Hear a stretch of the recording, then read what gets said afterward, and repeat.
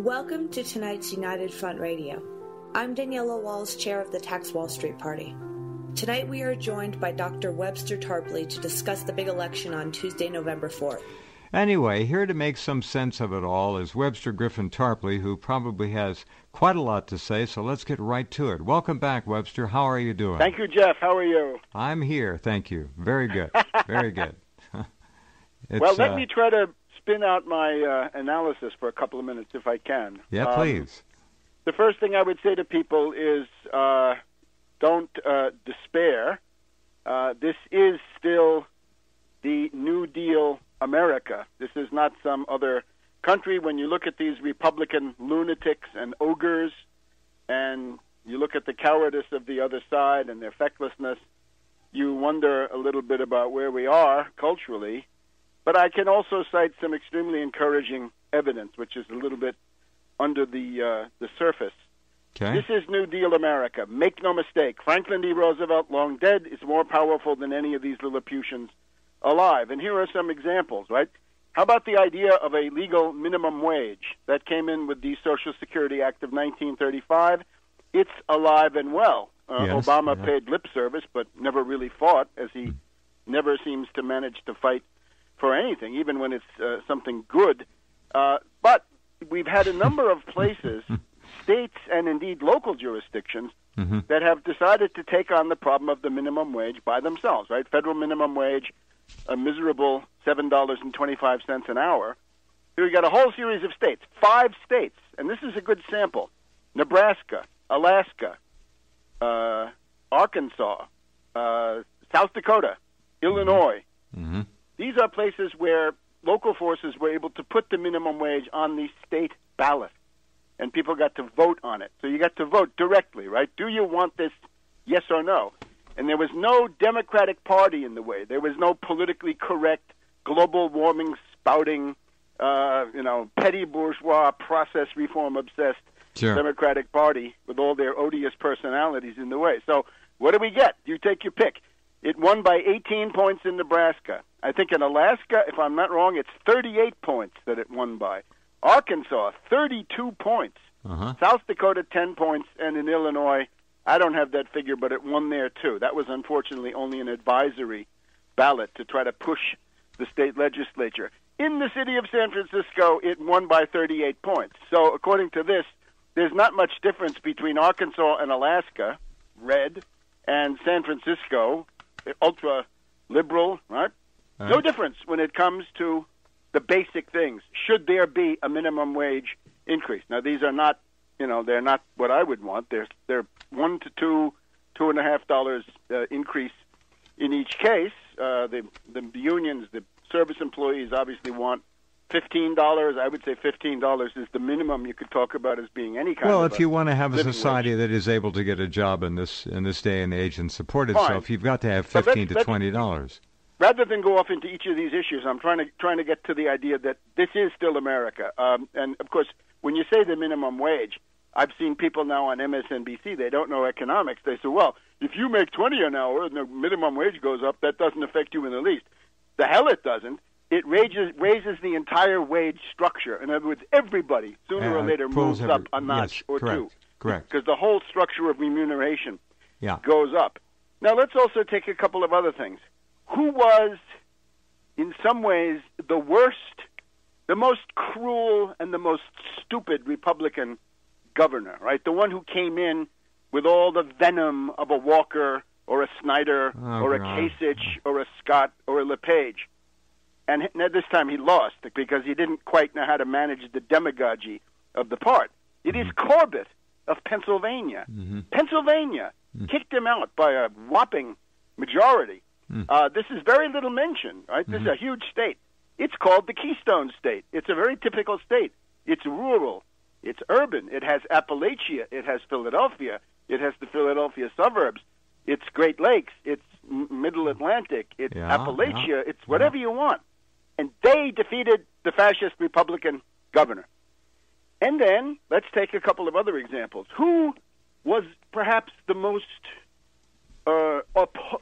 exposed and discredited agent of Wall Street among the various Republican candidates. I don't mean this moron woman from Iowa who castrates hogs, because nobody knows what she represents. She represents Koch, of course, but the average person doesn't know that. But in the case of one senator, he had already been a senator, and he had been the most vehement agent of Wall Street in the so-called financial reform process, and he was running again. And I'll give you a couple of hints. His campaign song was Just a Gigolo, and his campaign manual was called The Carpetbagger. Jeez. Of course, what kind Scott of advice Brown, is he getting?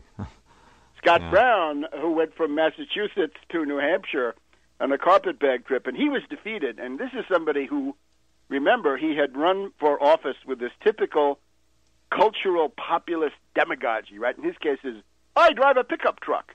We remember the jelly beans of Reagan, the horseshoes of Bush, the plaid shirt of Lamar Alexander, the brush clearing of Mad Dog Bush the Younger, and on and on. In this case, his was, he drove a truck. Well, as I've always said, he drove a truck through any reform provisions that might have been in that Dodd-Frank, right? He destroyed even the weak and watered-down Volcker rule, which was itself a very pallid thing. But he was defeated, okay? So the guy where you could say, you were a senator and you worked for State Street Bank, Wall Street, in effect. One or two other examples. Out of all of the members of the House, one of the most open genocidalists was a guy who wanted to impose a work requirement if we're going to get food stamps. Now, the whole point of food stamps is that you've lost at every level. In other words, you've come to the end of the line, and there are no jobs for you. And the question is, will you starve or will you not? And this is a Republican from Texas, and I'm afraid I'm forgetting his name now. I think his name is Southland or Southwark or something like this. Anyway, he was also defeated. There were very few Republican congressmen defeated. There was one in Nebraska, Lee Terry, an odious racist, and then this guy Southland or South Park, I don't know what he is. South Park maybe is what his name ought to be. Kind of cute. So you see, the bedrock of some kind of morality is still there. And the question then becomes, the American people still want, by and large, the right things. They want the things that they should want. They want to be in the middle class, to have a standard of living, to promote education, cultural and economic progress, and promote modern civilization. But then the parties get in the way. So maybe we should look at this. Now, I have to point out, as I have over the recent years, my perspective is this. I have a perspective for political reform. It is the destruction, root and branch, of the Republican Party. It is racist. It is reactionary. It is bigoted. It is an enemy of human civilization in general terms. Get rid of it. Break it up. Let it dwindle to a regional party or several regional parties. And you can see how it would, right? The establishment wing and then the Yahoo troglodyte wing, although all controlled by Koch, and we'll talk more about that. But, of course, once the Republican Party is gone, and I have a friend who was running in such a district, right, in California. The Republican Party has largely disappeared in California. So you're dealing with the post-two-party system, the post-Republican world. California shows the United States its future. So out there you have to have different methods, right? So the question then is, you have Wall Street Democrats, and then you have populist New Deal, pro-labor Democrats. The latter group is the minority, of course. But the Wall Street Democrats have to be defeated. The Democratic Party would then have to be split. And that is the best scenario, believe me, for all concerned, whether people realize this or not. Because if it should turn out that the Democratic Party collapsed first and the Republicans were to take over power, that, I'm afraid, would pose a grave threat of a transition into fascism. So that we obviously don't want. So that's my strategy. It used to be, Germany first. In this case, it's going to be Republicans first. But now, the other question is, where do we stand, right? Remember that the party in power always loses in the sixth year of a two-term president, right? Usually it's, 20 seats in the House, 6 or 7 seats in the Senate. This is not out of whack with that, right? And Obama did somewhat better in the House than Clinton or Reagan or people like this. Eisenhower certainly had tremendous losses in the 1958 election. So you get the idea. So it's something that happens, right? It's also important to keep a historical view. You realize that this is sort of a rhythm that's built into the system. However, there are then specific problems. In the first year of a presidency, the Wall Street financier oligarchy wants to control the president. Yeah. And the way they control the president in the first term is that they know that the president is going to need their money to run for re-election. So therefore, the control mechanism is clear. The problem for the financier oligarchs is that in the second term, this is not so clear anymore. How do you control the president when he doesn't really need you anymore? He could actually look at the Constitution, realize the colossal powers of the presidency, and start using them, right, for his own benefit, for the benefit of his backers, or maybe even the people and the country in general. So the common mechanism is, in the second term, the president has got to be pinned down by scandals and negative publicity. And you know the drill. Sherman Adams and the Vicuña Coats in the Eisenhower years. The Monica Lewinsky for Clinton, Iran-Contra for Reagan, Watergate, obviously, for Nixon, the most extreme.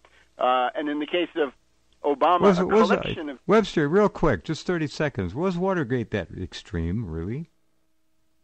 Well, yeah, certainly, because it was a CIA operation. Let's have no doubt about that. You know, you look at who were the plumbers, right? James McCord of the CIA. Yes. And then Howard Hunt was the most famous CIA agent of the Cold War. Well, certainly the CIA was involved with a hostage issue too. Heavily, okay. But he was heavily involved then with the Kennedy assassination. I mean, come on.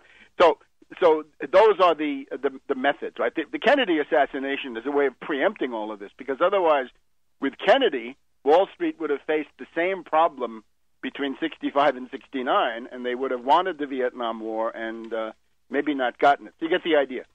So this is where we are. Now, I want to stress this because you have to understand the media strategy. Since Wall Street had come to the conclusion that Obama had to be bashed and maimed, the media narrative was then developed. And the media narrative said, Obama is unpopular, Obama is a weak leader, therefore the Democrats are all going to lose. So that's the ruling class line. I don't see any doubt about that at all. The Republicans, once again, this year had more money, almost exclusively from the Koch interests and similar people, but they also... They're similar to the Koch brothers. Well, that's...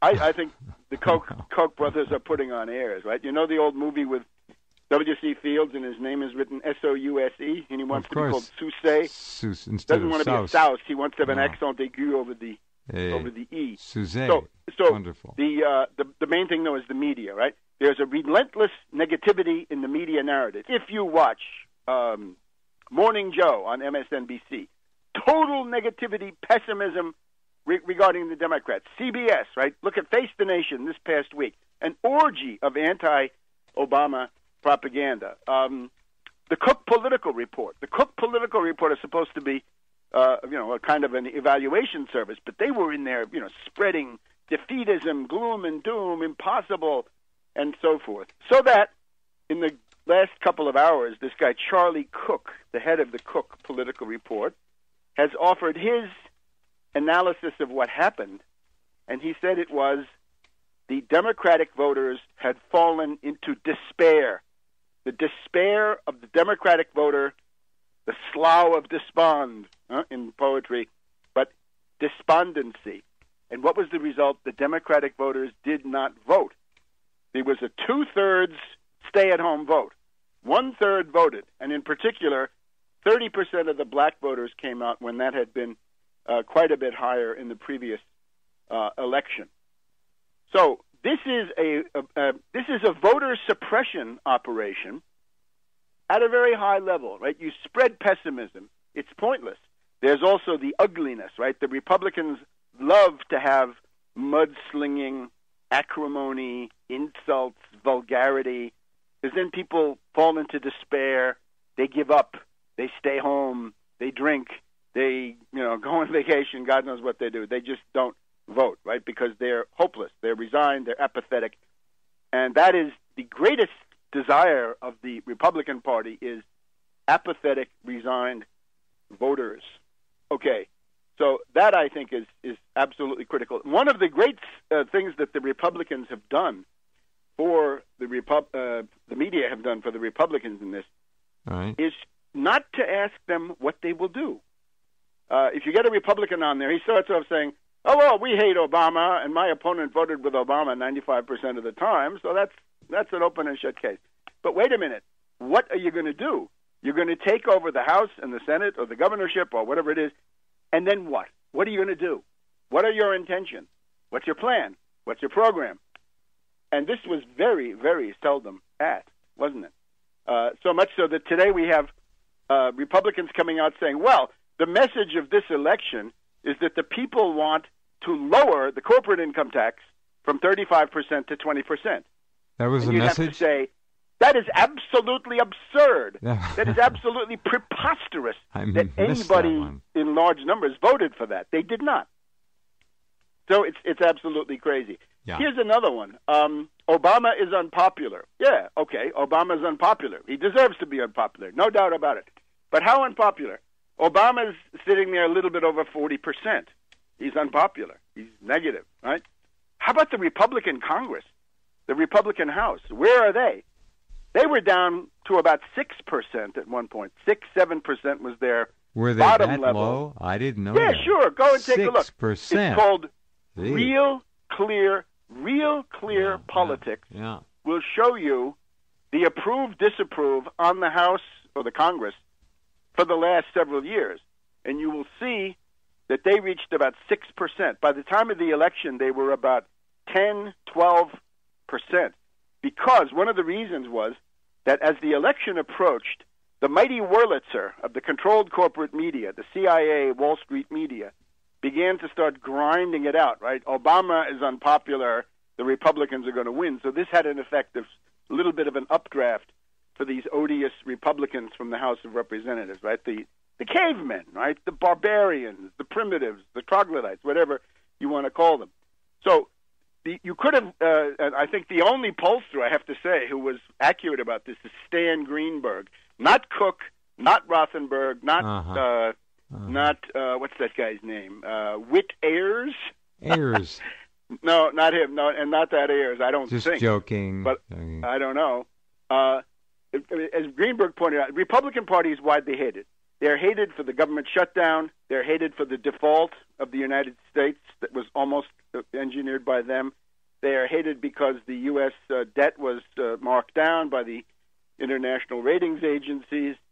Generally, gridlock is identified with the Republicans of the House of Representatives, so they're not popular. And the Republican governors, especially hated because of union busting, wage gouging, and the big thing, I think, is education cuts. You'll see that every reactionary Republican, from Walker to Kasich to Scott to LePage to, well, anyway, I hate to leave out any of these ogres, but you get the idea. Snyder, they were hated. Brownback, they were hated because they cut education. And here's the point where the Republican voting middle class says, wait a minute, what are you doing? You're cutting my kid's education. I want my kid to go to college. I don't believe that, crap that is turned out by the American Enterprise Institute that college is not worth it, or, Peter Thiel. No, I don't believe that. So there was a huge backlash about that.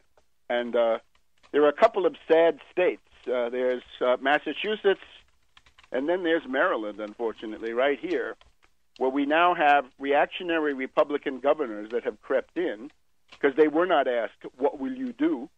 And they're going to attack the education system. And it's tragic. Here, Maryland is the richest state with the best school system. And between Gaithersburg and Rockville in the D.C. suburbs, it has one of the best qualities of life anywhere in the United States.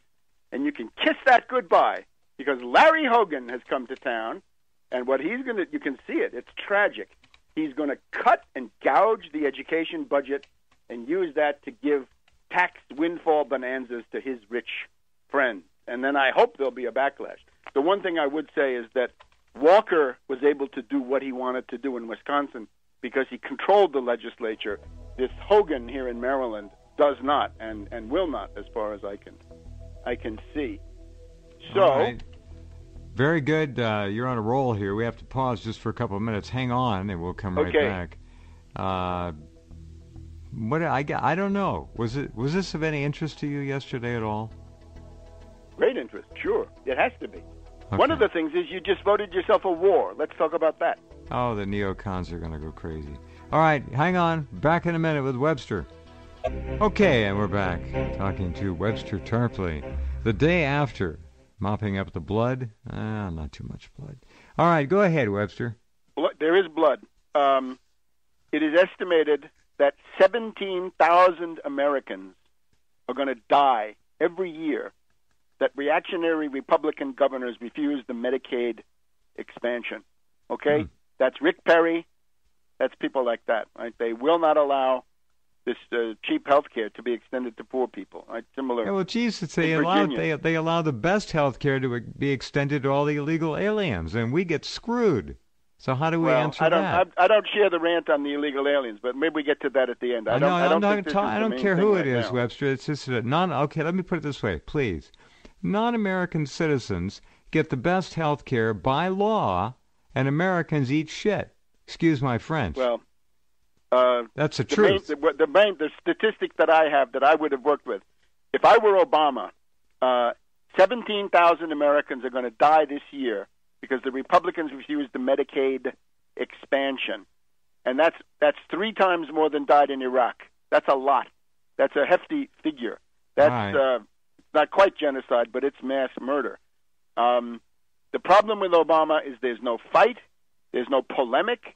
He should be setting up ambushes for the Republicans, He's not doing anything. Fields of fire, staged confrontations. He doesn't I'm telling you what a real president would do. Or better yet, what I would do. Were I president, this is what I would do. Yeah, with far fewer resources. I told you to run years ago. You wouldn't listen to me. All right. Well, let's not close the book. Koch. Why is Koch more powerful now? This is another issue, right? They could have hauled Koch before the Senate committees, which they now can't do. Investigate Koch. How are you wrecking the process of American democracy, Koch?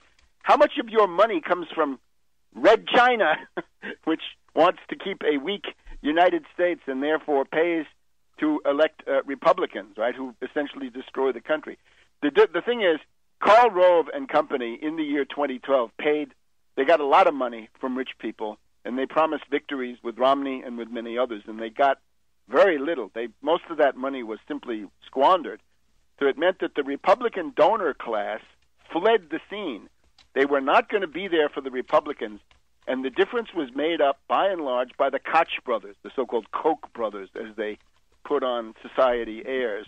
Koch, therefore, owns more of this Congress than the previous one. So I think that's going to lead to some. What was the return? What was the return percentage? Did you get it? 94, 95%? What was it? It was 5% positive last time, and this time I haven't been able to calculate it. Also because it's a lot of it is secret, as you know. Okay, so here are a couple of other considerations. The petty bourgeoisie, the middle class, is interested in knowing who is stronger. And they look and they say, is Obama stronger or are these raving reactionaries stronger? And it looks like the raving reactionaries are stronger, the racists, the bigots, and so forth, but they're stronger. There's a tremendous element of hypocrisy in the middle class which says, can't we just get along? Can't we please be bipartisan? Can't we do the job and come to compromises? And then they turn around and vote for the party of national sabotage, right? The wrecking ball of the Republican Party, right? Government doesn't work. Elect us, and we'll prove to you that this is so. But I have to now. We have to put the onus on the Democrats, right? What's with them? It's a very ugly picture. The first thing, the overriding problem of the Democrats is they have no job creation program. They have no economic recovery program. The official position of the Obama administration is that the Great Recession of 2008-2009 is over and that no more anti-recession, anti-depression programs are needed. All they'll recognize is income inequality and, to some extent, the minimum wage at a $10 level, very low, should be 50% higher than that. But they won't even fight for that because Obama is unwilling to really set up confrontations with Congress. Obama, for example, could have said after the government shutdown a year ago, saying, Republicans, you want to reopen the Congress? You put the minimum wage on there and I'll sign it. Otherwise, you can stay out in the cold and swing and twist in the wind.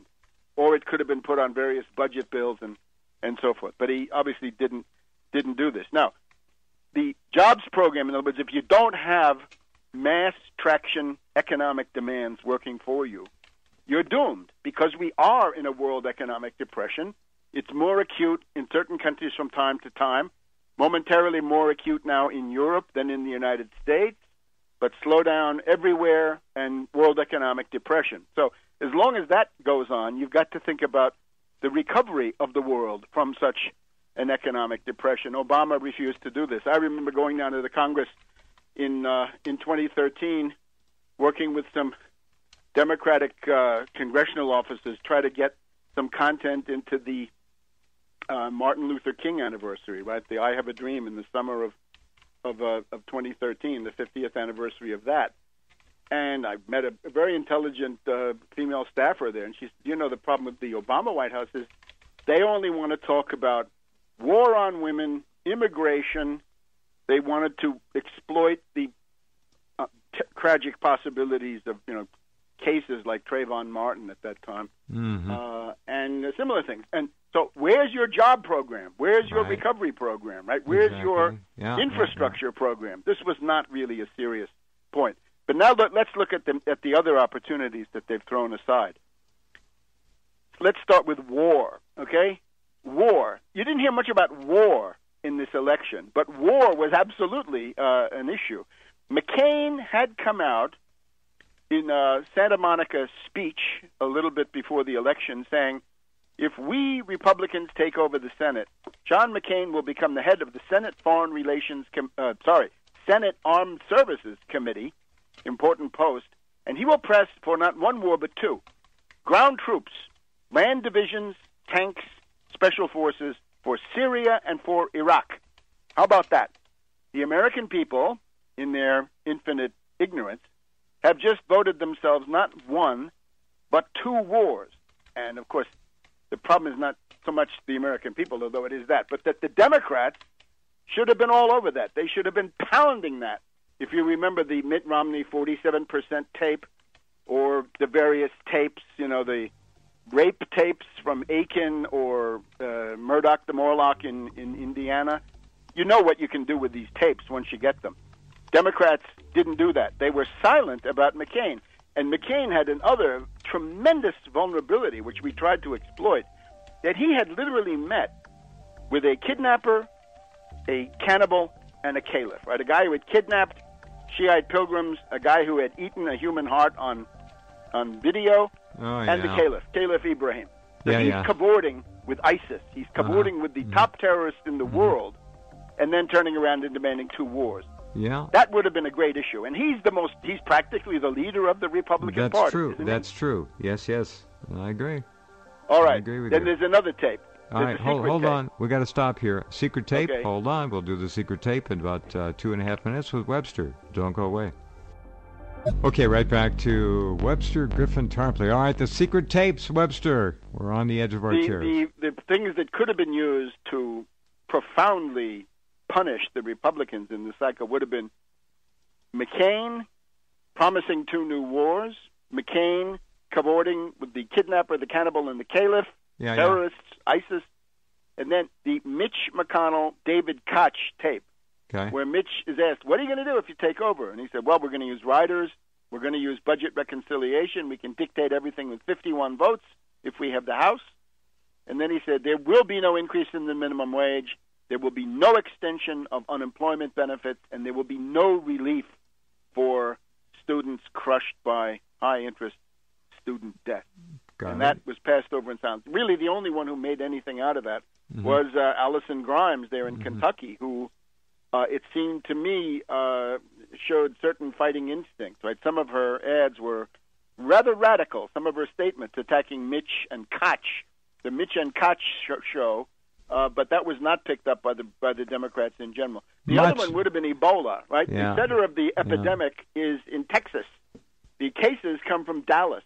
Dallas is not regulated by the Centers for Disease Control, whatever problems they may have. It is regulated by the state of Texas. That means Rick Perry. So Rick Perry spreads plague would have been another fact-based thing. But primarily this question of the economic program. Now let me point out, what the Democratic Party did not have, the Tax Wall Street Party and the Tax Wall Street movement does have. And let me point to 2 or 3 such cases. First of all, Dan Burdorf running for United States Senate in the state of Nebraska. This is an exemplary campaign. This campaign is going to be studied with almost no resources, but with some valiant and dedicated and highly intelligent volunteers.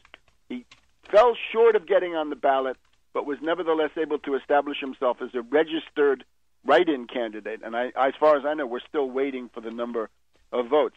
Dan Burdorf was able to participate in the official Nebraska Senate debate with Ben Sass and Domina, the labor lawyer for the Democrats, as well as a couple of other candidates. Right? He got national AP wires, things that even found their way into the Omaha World Herald and to newspapers from Nebraska to Florida and all sorts of other places. So Dan Burdorf, first of all, an exemplary model. Look at the programmatic material. You can find it in danfornebraska.com. So that's the heartland, right? That's a red state, and there were anomalies there, right? That's where this guy Lee Terry, Republican incumbent, was defeated, and there were anomalies going on in Kansas and in Iowa. And one of these days, somebody like Dan Burdorf is going to get a little bit luckier and have that fall into his lap. Let's take another one. Let's go to the 5th Congressional District of California, Napa, Sonoma, St. Helena in California. And here, the independent candidate, but once again, part of the Tax Wall Street movement, or friendly to the United Front Against Austerity, is James Hinton. Now, he was in a two-way race with the entrenched Democratic Party hack Mike Thompson. Now, again, this is post-Republican. There was no Republican candidate. And James Hinton was able to garner 25% of the vote, and that is 30,000 votes. Now, let's also put this in relation to the expenditures. You remember Bloomberg, when Bloomberg ran for mayor of New York for the last time? Oh, yeah. I think he had to pay, I'd like to refresh my memory, but it's about $150 per vote, I think, that he got. I mean, he put billions, if I'm not mistaken, or hundreds of millions into this thing. Anyway, a huge number of dollars per vote. With James Hinton, it doesn't go that way. It's not dollars per vote. It's votes per dollar. Because I think James Hinton must have spent about $500 on his campaign. And that would get you up to, 600 votes per dollar? Something like that. And that's pretty good. Now, let's do a couple of other comparisons. You remember Cindy Sheehan ran for Congress in 2008? Yeah. San Francisco. So she's right in the heart of San Francisco. She was very famous, right? She'd gotten all kinds of publicity from Ben & Jerry's Ice Cream Foundation and so forth. And she ran against Pelosi. Thompson, by the way, is one of the leading henchmen of Pelosi. She got 16% of the vote in 2008. So look at that. She was famous. This was the Obama year, updraft for Democrats or updraft for anti-war against Obama, and she only got 16%. James Hinton got just about 25% of the vote. So what this shows, and this is the point I'd like to make to people, the program works. The Tax Wall Street Party, Tax Wall Street movement works. It's effective. You can do it in a red state like Nebraska. You can do it in the deep blue areas around someplace like the San Francisco East Bay, Northeast Bay. Let me also point out honorable mention here for Howie Hughes of the New York State Green Party. He ran for For governor, he is a guy has done yeoman service, right? He's run for public office 22 times. This time he got about 5%, and one of his planks is tax Wall Street with a transfer tax, in effect a Wall Street sales tax, Tobin tax, tax Wall Street, and invest in Main Street. I also want to point out another valiant campaigner is Reverend Edward Pinckney of Benton Harbor, Michigan. This is outrageous. He was distributing petitions to get signatures for a recall of Mayor Hightower of Benton Harbor, Michigan, Mayor Hightower being a clone of the Whirlpool Corporation Wall Street interest. And, of course, in Michigan, you have this fascist law, right, the emergency management law, which was to put emergency managers, the people I call little Hitlers, in control of the city of Detroit. You've got one there now. All kinds of other places, Flint and Benton Harbor. So Reverend Pinckney has now been framed up with the allegation that he was forging signatures on this. Is absolutely absurd, and people could take a look at that. It's a group called Banco. It's a black resistance organization against this kind of tyranny in Michigan. BANCO. You can look that up, and it's in Benton Harbor, Michigan. One of them is BH Banco, Benton Harbor Banco. So those are examples of what can be done with very limited resources. So I say to people, if this system is repulsive to you as it is to me, then join us. We're going to be running more candidates next time around, right? Check out United Front Against Austerity, Tax Wall Street Party. Check out Tarpley.net, and you'll see all this stuff. This program works. To put it bluntly, my program works. It expresses the deep aspirations of the American people, New Deal America, to get on the road to economic recovery, full employment, upward social mobility, greater fairness, greater income equality, without fetishizing equality. The main thing is that everybody should be rising, and those in the bottom should be rising at a more rapid rate. So I think that's the thing. The Democrats failed. I'll give you a specific example. Here in Maryland, how could Larry Hogan ever win against a 2-to-1 superiority of registered Democrats? Well, the Democratic machine here, God bless them, decided that they were going to tax different things. And the most absurd one is the rainwater tax. Have you heard about the Maryland rainwater tax? Not in particular. The idea is this. If you have a surface area of your property, and especially if you have it paved, if rainwater falls on this, the raindrops come down, they fall on your concrete or your macadam or whatever you have, your driveway, and then that's going to go into the sewer.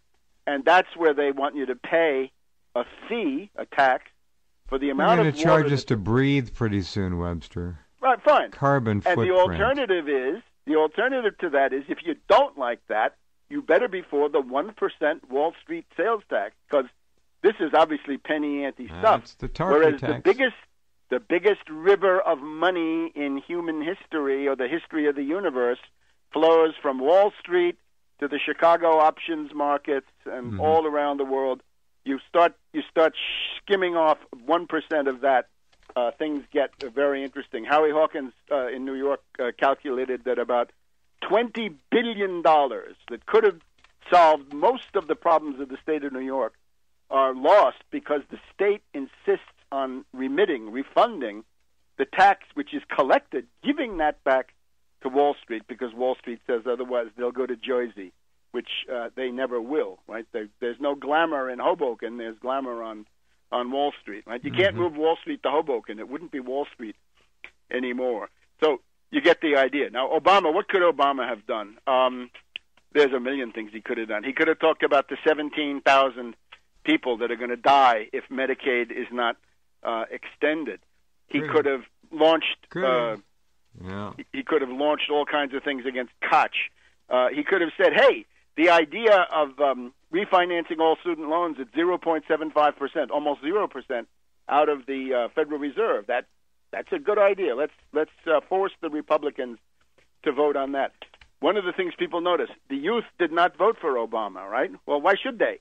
He didn't lift a finger. Elizabeth Warren comes out last year. This was the Elizabeth Warren of 2013. She's repudiated it since. 0.75%. And then nothing. Now she's up to 3.5%, I think. So the students and youth look at that, millennials, and say, Obama, you're a sellout, right? You've betrayed us, in effect. The point is, you've got to do something for such people. You'd have to go for 30 million jobs, and as these tragic summer shootings often point out, you need about 5 million emergency jobs for kids who can't find work any other way. They have to be employed by some kind of Works Progress Administration or Public Works Administration. Okay, wrap it up. Those What's going to happen? Ideas. What's going to happen for the next 6 months? Or what's Obama going to do? I'm hoping for gridlock. I'm hoping that Koch will have his say. And the big danger is that Obama will cave in the way that Clinton caved. Remember, the last 2 years of Clinton gave you the deregulation of derivatives and the abolition of Glass-Steagall. So the extortion on Obama now, he's narcissistic, right? He worries about his legacy. That's, I think, the big danger. Can you imagine? Don't let him sell you out. The Obama Library. The Obama Library. They can declare their candidacies right away. I know. It's ugh. All right. The Obama Library. Where is it going to be situated? Puerto Rico? Idea.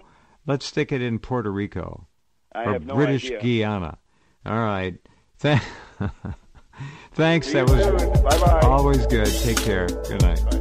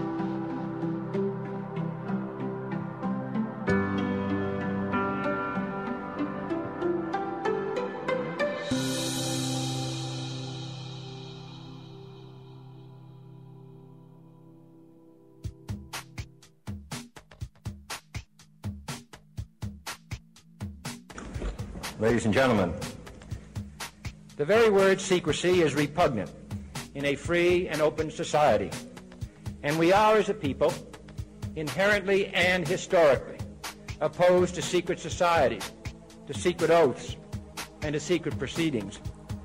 We decided long ago that the dangers of excessive and unwarranted concealment of pertinent facts far outweighed the dangers which are cited to justify it. Even today, there is little value in opposing the threat of a closed society by imitating its arbitrary restrictions. Even today, there is little value in ensuring the survival of our nation if our traditions do not survive with it. And there is very grave danger that an announced need for increased security will be seized upon by those anxious to expand its meaning to the very limits of official censorship and concealment. That I do not intend to permit to the extent that it's in my control. And no official of my administration, whether his rank is high or low, civilian or military, should interpret my words here tonight as an excuse to censor the news, to stifle dissent, to cover up our mistakes, or to withhold from the press and the public the facts they deserve to know. For we are opposed around the world by a monolithic and ruthless conspiracy that relies primarily on covert means for expanding its sphere of influence, on infiltration instead of invasion, on subversion instead of elections, on intimidation instead of free choice, on guerrillas by night instead of armies by day. It is a system which has conscripted vast human and material resources into the building of a tightly knit, highly efficient machine that combines military, diplomatic, intelligence, economic, scientific, and political operations. Its preparations are concealed, not published. Its mistakes are buried, not headlined. Its dissenters are silenced, not praised. No expenditure is questioned, no rumor is printed, no secret is revealed.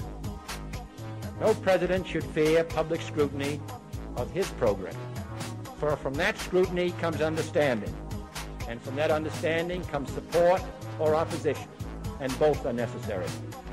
I am not asking your newspapers to support an administration, but I am asking your help in the tremendous task of informing and alerting the American people, for I have complete confidence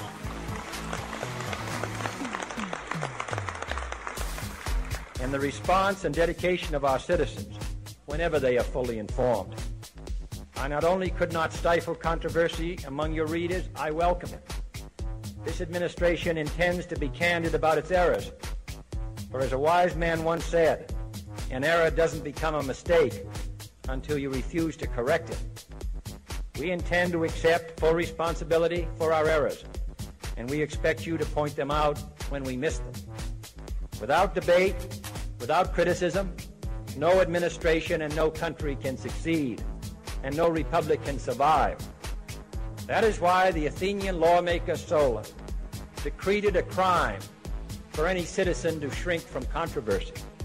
And that is why our press was protected by the First Amendment, the only business in America specifically protected by the Constitution, not primarily to amuse and entertain, not to emphasize the trivial and the sentimental, not to simply give the public what it wants, but to inform, to arouse, to reflect, to state our dangers and our opportunities, to indicate our crises and our choices, to lead, mold, educate, and sometimes even anger public opinion.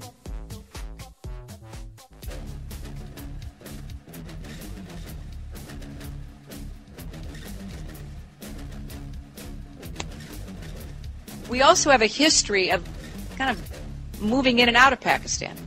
I mean, let's remember here, the people we are fighting today, we funded 20 years ago. And we did it because we were locked in this struggle with the Soviet Union. They invaded Afghanistan, and we did not want to see them control Central Asia. And we went to work. And it was President Reagan in partnership with the Congress, led by Democrats, who said, you know what, sounds like a pretty good idea. Let's deal with the ISI and the Pakistani military, and let's go recruit these mujahideen. And that's great. Let's get some to come from Saudi Arabia and other places, importing their Wahhabi brand of Islam so that we can go beat the Soviet Union. And guess what? They retreated. They lost billions of dollars, and it led to the collapse of the Soviet Union. So there's a very strong argument, which is, wasn't a bad investment to end the Soviet Union, but let's be careful what we sow because we will harvest. So we then left Pakistan. We said, okay, fine, you deal with the stingers that we've left all over your country. You deal with the mines that are along the border. And by the way, we don't want to have anything to do with you. In fact, we're sanctioning you. So we stopped dealing with the Pakistani military and with ISI, and we now are making up for a lot of lost time.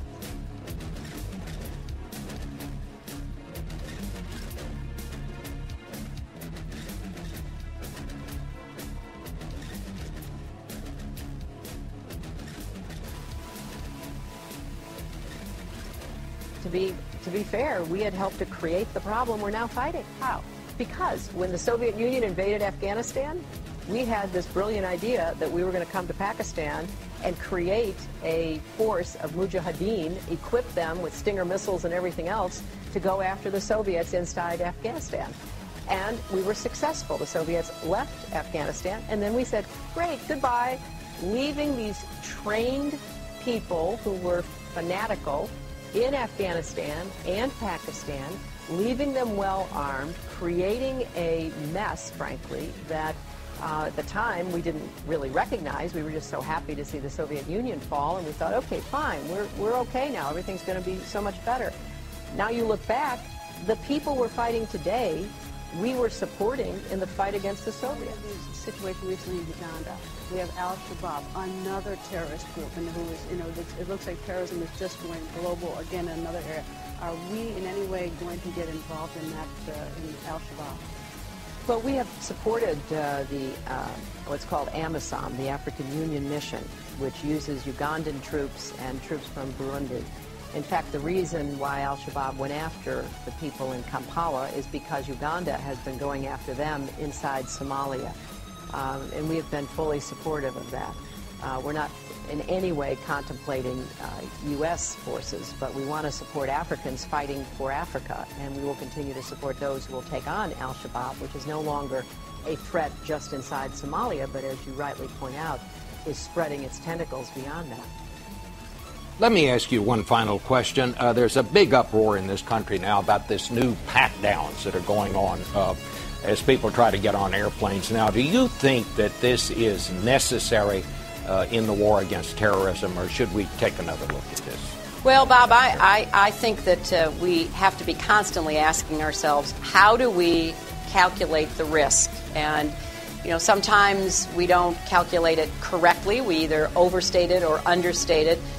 Clearly, as Secretary Napolitano has said, we're doing this because the terrorists keep getting more creative about what they do to hide explosives and, crazy things like underwear. So clearly there is a need. Now, if there is a way to limit the number of people who are going to be put through surveillance, that's something that I'm sure can be considered. But everybody's trying to do the right thing. Okay. And I understand how difficult it is and how offensive it must be for the people who are going through it. Final question. My time is up. But would you submit to one of these pat-downs? Not if I could avoid it. No, I mean, who would? Thank you very much, Madam Secretary. For more news, visit PaidMindNews.com. This is Ozzy Skateboard, and you're listening to UCY.tv.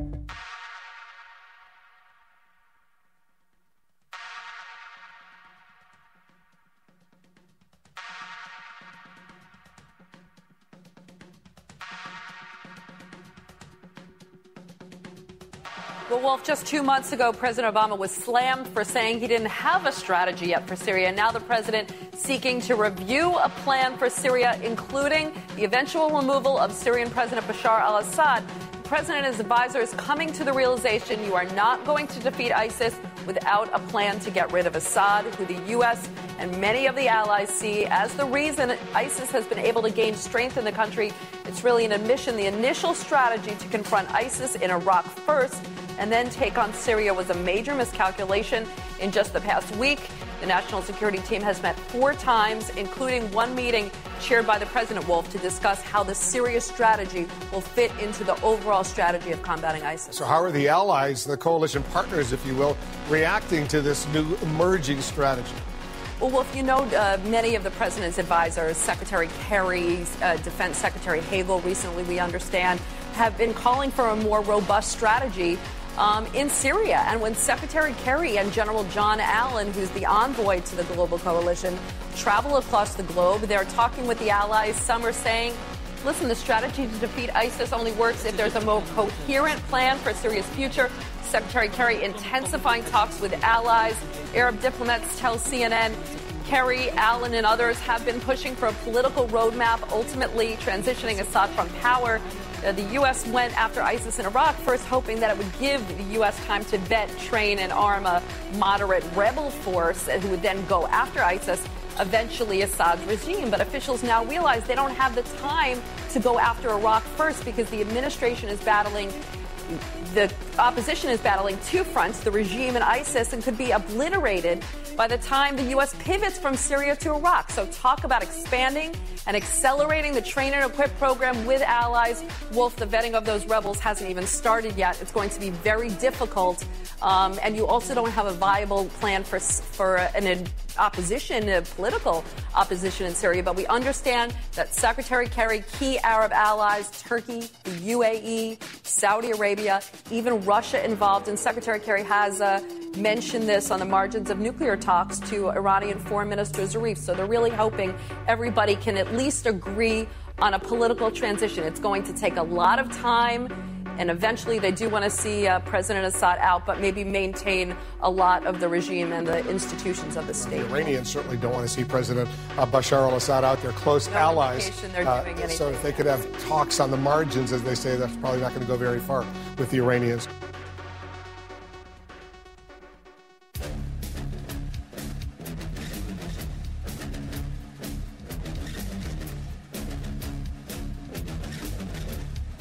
If you've got health care already, then you can keep your plan if you are satisfied with it. If you like the plan you have, you can keep it. I intend to keep this promise. If you like your health care plan, you'll be able to keep your health care plan. If you like your plan and your doctor, you can keep them. You'll be able to keep your health care plan. If you like your plan, you keep your plan. If you like your doctor, you like your plan, you can keep your doctor, you can keep your plan. If you like your current insurance, you keep that insurance.